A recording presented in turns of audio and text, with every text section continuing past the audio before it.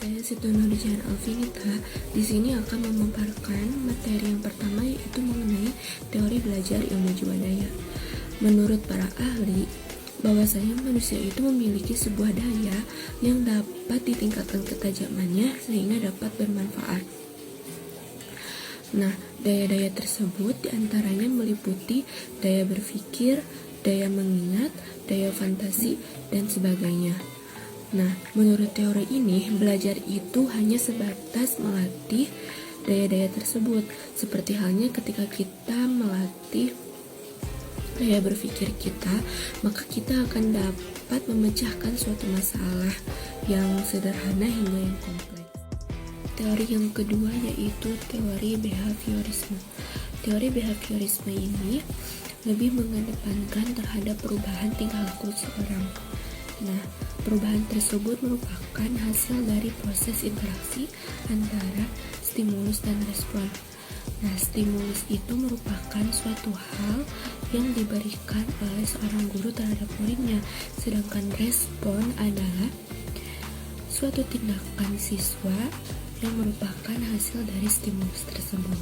Dalam teori behaviorisme ini terdapat 3 tokoh, yaitu yang pertama ada Ivan Pavlov, atau dikenal juga sebagai teori pengkondisian klasik, yang mana proses belajar itu adalah respon dari adanya suatu pengasosiasian ganjaran. Nah, Ivan Pavlov juga melakukan sebuah eksperimen terhadap seekor anjing, yang mana dari hasil eksperimen tersebut dihasilkan adanya sebuah pembiasaan, dan juga ternyata sebuah individu itu dapat dikendalikan oleh adanya stimulus, sehingga jika dilakukan berulang kali maka akan menghasilkan respon yang sama pula. Kedua yaitu Edward Lee Thorndike. Thorndike ini menyebutkan bahwasanya stimulus akan mengeluarkan respon-respon. Nah, Thorndike ini menyebutkan adanya 3 dasar perilaku belajar, yaitu yang pertama ada law of readiness, yang berarti sebuah proses pembelajaran akan berlangsung secara efektif dan efisien jika peserta didiknya sudah memiliki kesiapan. Yang kedua yaitu ada law of exercise, yang mana pembelajaran itu dapat dilakukan secara berulang kali. Dan yang terakhir yaitu ada law of effect, yang mana suatu respon akan baik jika mendapatkan stimulus yang baik pula. Tokoh terakhir dari teori behaviorisme ini yaitu Skinner. Skinner menyebutkan bahwasanya hubungan antara stimulus dan respon yang terjadi itu melalui proses interaksi yang dapat menimbulkan sebuah perubahan. Skinner juga menyebutkan adanya pengkondisian operan. Nah, pengkondisian operan ini merupakan suatu proses penguatan perilaku yang dapat mengakibatkan proses tersebut dapat berulang kembali. Skinner melakukan sebuah eksperimen yang dilakukan di laboratoriumnya itu, yaitu dengan memasukkan seekor tikus yang lapar ke dalam sebuah kotak. Skinner menyebutnya sebagai Skinner box. Nah, di dalam kotak itu dilengkapi berbagai peralatan yang berupa tombol, seperti tombol untuk keluar, tombol untuk mengeluarkan makanan, dan sebagainya. Nah, karena tikus itu lapar, maka dari itu dia bergerak ke sana kemari sehingga tertekanlah tombol untuk mengeluarkan makanan. Hingga unsur terpenting dari teori ini adalah sebuah penguatan, yang berarti pengetahuan yang terbentuk melalui ikatan antara stimulus dan respon yang akan semakin kuat jika diberi sebuah penguatan. Jadi, menurut teori ini benar-benar hasil itu ditentukan oleh adanya perubahan tingkah laku ataupun perubahan perilaku siswa tersebut. Nah, terdapat beberapa kekurangan dari teori ini, yaitu yang pertama hanya fokus terhadap hasil, jadi tidak melihat bagaimana peserta didik itu telah berusaha. Yang kedua, yaitu murid itu cenderung bergantung terhadap gurunya. Jadi mengakibatkan tidak melatih siswa untuk berinovasi. Perkenalkan, nama saya Siti Salha. Di sini saya akan menjelaskan tentang teori belajar kognitif.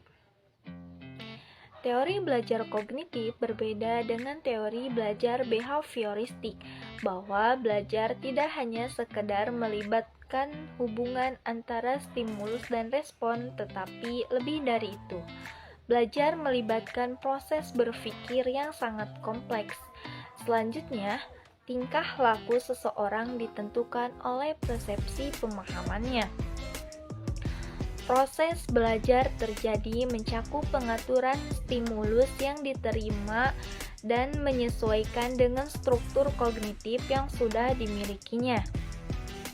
Kognisi adalah perabot dalam benak sebagai pusat penggerak berbagai kegiatan seperti pengetahuan, pemahaman, tingkah laku seseorang itu tergantung dari kognisi yang sudah dimilikinya.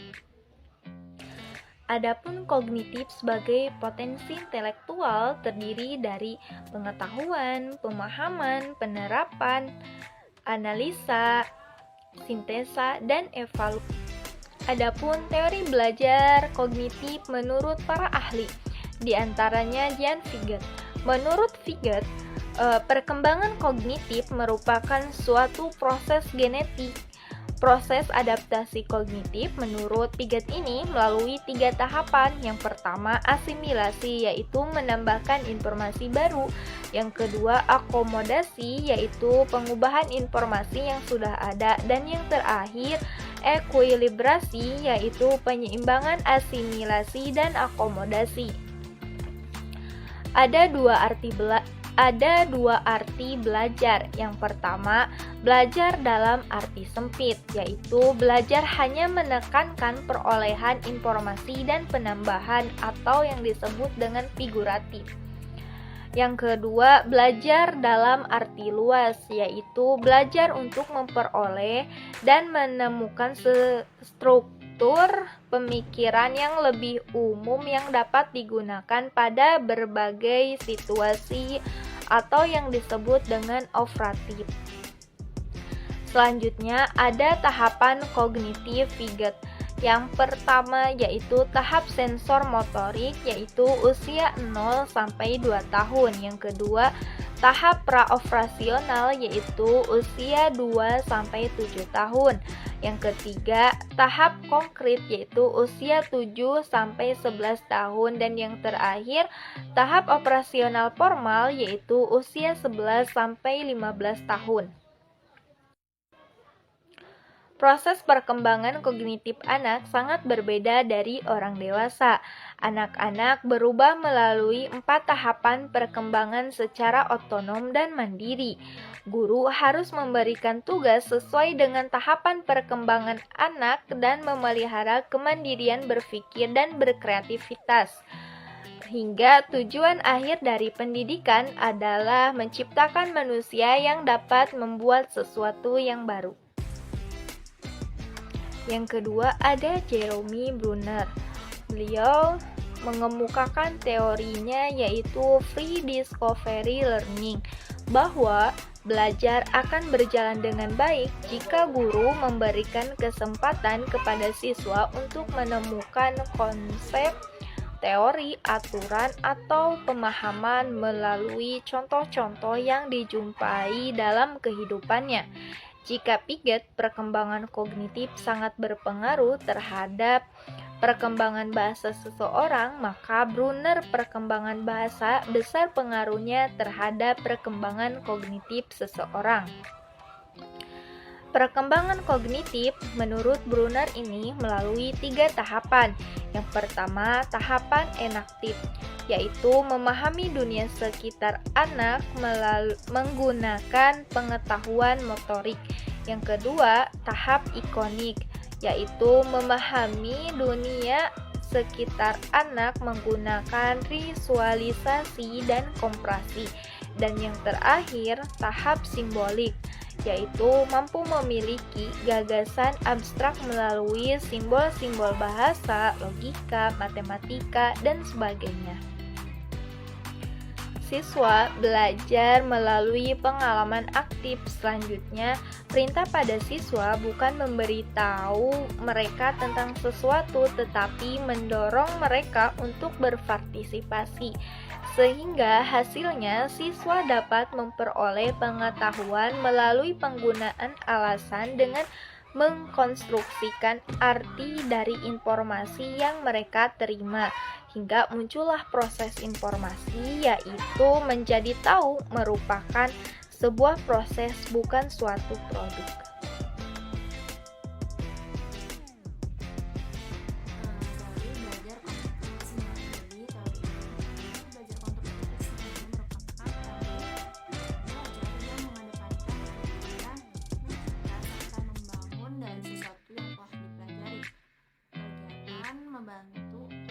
Kegiatan membangun atau konstruktif ini dapat membantu siswa untuk selalu aktif dan sehingga kecerdasannya akan terus meningkat. Menurut Hill, teori belajar konstruktivisme adalah tindakan mencipta suatu makna dari apa yang telah dipelajari seseorang. Sedangkan menurut Szymanski, teori belajar konstruktivisme adalah merupakan aktivitas yang aktif ketika siswa melatih sendiri pemikiran pengetahuannya, mencari tahu apa yang sudah dipelajari, dan merupakan proses menyelesaikan konsep dan ide baru dengan rangka berpikir sendiri. Dari pengertian tersebut dapat disimpulkan tujuan-tujuan dari teori belajar konstruktivisme. Pertama itu untuk membantu siswa memahami isi dari materi pelajaran. Yang kedua itu untuk mengasah kemampuan siswa untuk selalu bertanya dan mencari solusi atas pertanyaannya. Dan yang ketiga, untuk meningkatkan pemahaman siswa terhadap suatu konsep dengan secara komprehensif. Dan yang terakhir, untuk mendorong siswa menjadi pemikir yang aktif. Nah, adapun ciri-ciri dari teori belajar konstruktivisme ini seperti yang dikemukakan oleh River dan Oldman pada tahun 1945 berikut. Yang pertama, yaitu adalah orientasi. Maksudnya, peserta didik kesempatan untuk mengembangkan motivasi dalam mempelajari suatu topik dengan memberi kesempatan melakukan observasi. Kedua, realisasi, yaitu peserta didik mengembangkan idenya dengan dalam berdiskusi, menulis, membuat poster, dan lain-lain. Ketiga, restrukturisasi ide, yaitu klarifikasi ide dengan dan mengevaluasi ide baru. Dan yang keempat, penggunaan ide baru dalam setiap situasi, yaitu ide dan pengetahuan yang telah terbentuk perlu diaplikasikan dalam bermacam-macam situasi. Yang terakhir yaitu review, yaitu dalam mengaplikasikan pengetahuan gagasan yang ada perlu direvisi dengan mengubah. Nah, salah satu tokoh dari teori konstruktivisme ini adalah Lev Vygotsky. Beliau ini merupakan Lev Vygotsky itu merupakan pelopor dari teori belajar konstruktivisme ini. Nah, beliau ini menekankan pada bahwa manusia secara aktif menyusun pengetahuan dan memiliki fungsi-fungsi mental serta memiliki koneksi sosial. Beliau berpendapat bahwa manusia mengembangkan konsep yang sistematis, logis, dan rasional sebagai akibat dari percakapan dengan seseorang yang dianggap ahli di sekitarnya. Nah, dari uraian tadi dapat disimpulkan bahwa dalam teori belajar konstruktivisme ini proses belajar tidak dapat dipisahkan dari konstruktif atau aktivitas dan interaksi, karena persepsi dan aktivitas berjalan seiring secara dialogis. Selanjutnya adalah teori pemrosesan informasi dari Robert Mills Gagne. Robert Mills Gagne yaitu ilmuwan psikologi, lahir pada tahun 1916 di North Andover dan meninggal pada tahun 2002. Tahun 1937, Gagne mendapatkan gelar A.B. dari Yale serta tahun 1940 gelar Ph.D. pada bidang psikologi dari Brown University gelar profesor yang ia dapatkan ketika mengajar di Connecticut College for Women dari tahun 1940 hingga 1949. Demikian juga ketika di Penn State University dari tahun 1945 hingga 1946 dan terakhir diperolehnya dari Florida State University. Gagne adalah pemberi pada instruksi pembelajaran yang diimplementasikan pada training pilot Angkatan Udara Amerika. Datanya teori pemrosesan informasi berawal dari pembaharuan teori matematika yang sudah dirancang oleh para peneliti dengan memiliki tujuan agar bisa menilai serta peningkatan dalam pengiriman pesan. Selain itu, terjadinya keadaan mendapatkan informasi dan penerimaan informasi pengetahuan, namun kita dapatkan pada tahap pembelajaran yang secara langsung berkesinambungan erat dengan tahap kognitif. Untuk alasan ini, teori pemrosesan informasi memberikan perspektif baru tentang pemrosesan pembelajaran. Ini berjalan lebih jauh dengan teori ini dalam persepsi, pengkodean, dan penyimpanan dalam memori jangka panjang. Bagaimanapun, teori ini akan mempengaruhi siswa dalam hal pemecahan masalah. Teori pembelajaran pemrosesan informasi merupakan bagian dari teori pembelajaran sibernetik. Sederhananya, menurut teori pembelajaran sibernetik, pembelajaran adalah pemrosesan informasi. Sebagai contoh, dalam teori ini psikologi kognitif mempelajari proses belajar yang penting melalui hasil belajar. Tetapi yang lebih penting dari mempelajari proses belajar itu sendiri adalah sistem informasi yang pada akhirnya menentukan peningkatan proses belajar. Model pembelajaran yang dikembangkan oleh Gagne didasarkan pada teori pemrosesan informasi berikut. Yang pertama ada rangsangan yang diterima dari panca indera dikirim ke pusat saraf dan diproses sebagai informasi. Lalu yang kedua, ada informasi dipilih secara selektif, sebagian dibuang, sebagian disimpan dalam memori jangka pendek, sebagian disimpan dalam memori jangka panjang. Yang ketiga, ada memori ini bercampur dengan memori yang ada. Lalu yang terakhir, ada memori tersebut bercampur dengan memori yang ada dan dapat diperoleh setelah diproses. Dari penjelasan di atas, dapat disimpulkan bahwa stimulasi dan dukungan lingkungan meningkatkan perkembangan kemampuan kognitif manusia. Sistem pembelajaran yang baik memastikan adanya rangsangan yang memfasilitasi proses berpikir dan belajar serta didukung oleh lingkungan yang membantu. Terima kasih. Sekian dari saya, dilanjutkan kepada materi selanjutnya. Terima kasih kepada moderator. Di sini saya akan menjelaskan materi tentang teori belajar menurut Albert Bandura. Teori belajar sosial menurut Albert Bandura tahun 1986. Teori pembelajaran sosial merupakan perluasan dari teori belajar perilaku yang tradisional atau behavioristik. Teori pembelajaran sosial ini dikembangkan oleh Albert Bandura pada tahun 1986. Teori ini menerima sebagian besar dari prinsip-prinsip teori-teori belajar perilaku, tetapi memberi lebih banyak penekanan pada efek-efek dari isyarat-isyarat pada perilaku dan pada proses-proses mental internal. Salah satu asumsi paling awal mendasari teori belajar sosial Bandura adalah manusia cukup fleksibel dan sanggup mempelajari bagaimana kecakapan bersikap maupun berperilaku. Lalu ada asumsi awal yang memberi sudut pandang teoritis Bandura dalam teori pembelajaran sosial, yaitu yang pertama pembelajaran. Pembelajaran pada hakikatnya berlangsung melalui proses peniruan atau imitation atau pemodelan, disebut juga modeling. Yang kedua, dalam imitation atau modeling, individu dipahami sebagai pihak yang memainkan peran aktif dalam menentukan perilaku mana yang hendak ia tiru dan juga frekuensi serta intensitas peniruan yang hendak ia jalankan. Yang ketiga ada imitation atau modeling, adalah jenis pembelajaran perilaku tertentu yang dilakukan tanpa harus melalui pengalaman langsung.